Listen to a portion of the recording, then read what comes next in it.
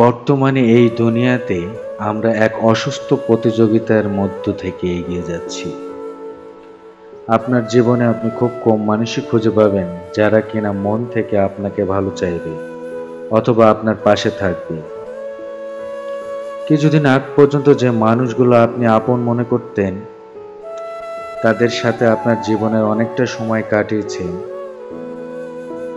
অথবা তাদেরই সাথে আপনার সুখ দুঃখ অনেকগুলো মুহূর্ত আপনি শেয়ার করেছেন, দেখবেন একটা সময় তারাই আপনার পাশ থেকে সরে যাবে। সেটা ভুল বুঝেও হতে পারে, আর না হয় ইচ্ছাকৃতভাবেই। একটা উক্তি আছে যে আপনি চাইলেও সবার মন রক্ষা করে চলতে পারবেন না, লোক আপনার দোষ খুঁজে বের করবেই।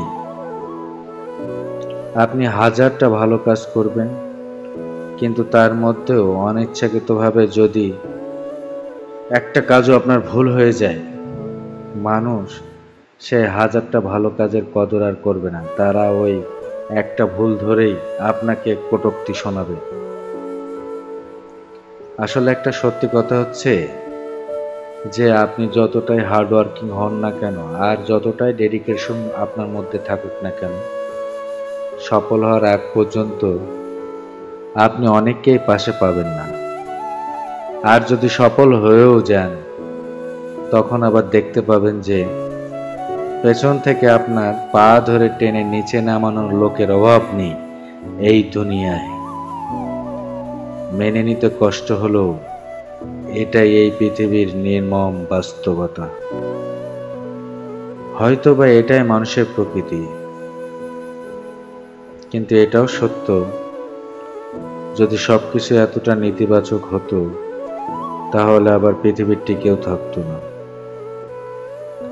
হ্যাঁ, হয়তো বা কম পাবেন, কিন্তু তারপরও এই দুনিয়াতে এখনো ইতিবাচক মানসিকতার মানুষ বেঁচে আছে। আর সেজন্যই তো এত যুদ্ধ, এত কলহ, এত ভুল বোঝাবুঝি, তারপরও এত মানব জাতি টিকে আছে শুধুমাত্র ভালোবাসার জন্য। আর সেজন্যই যুগে যুগে বিভিন্ন মনীষীরা আর মহৎ লোকেরা ভালোবাসার বাণী প্রচার করে গেছেন।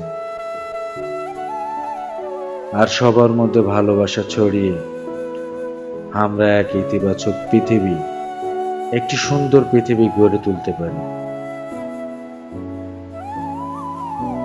ভালো থাকবেন, সুস্থ থাকবেন। যদি আমাদের গল্পগুলো ভালো লাগে, অবশ্যই অন্যদের সাথে শেয়ার করবেন।